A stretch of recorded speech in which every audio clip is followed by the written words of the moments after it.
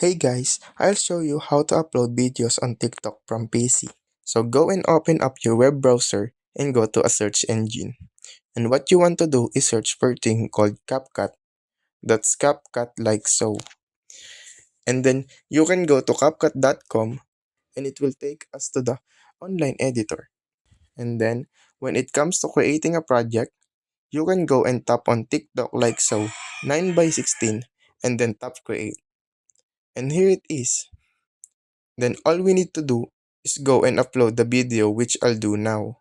Then once you've selected the file, it will then say uploading and then it will start the transcoding as well.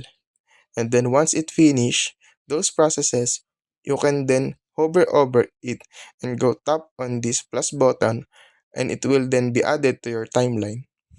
Then press export and then it's going to say exporting and then we can go and download it.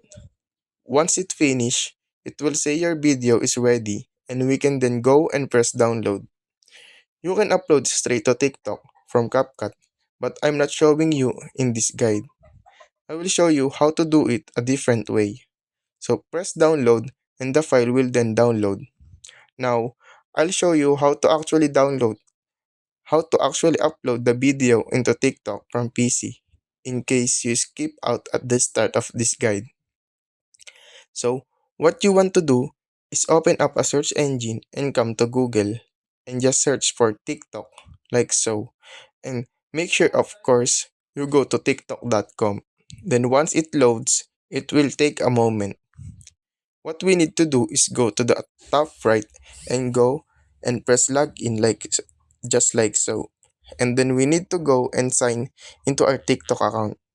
And then after you sign in into your account, then what you need to do is go to the top right and go and tap on upload like so.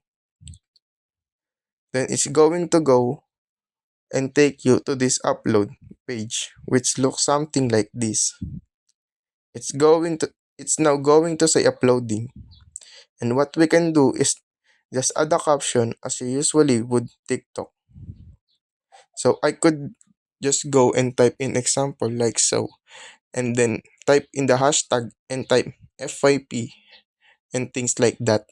Then it will say your video are being uploaded to TikTok and you can go and tap view profile like so. And it's going to take a moment to load.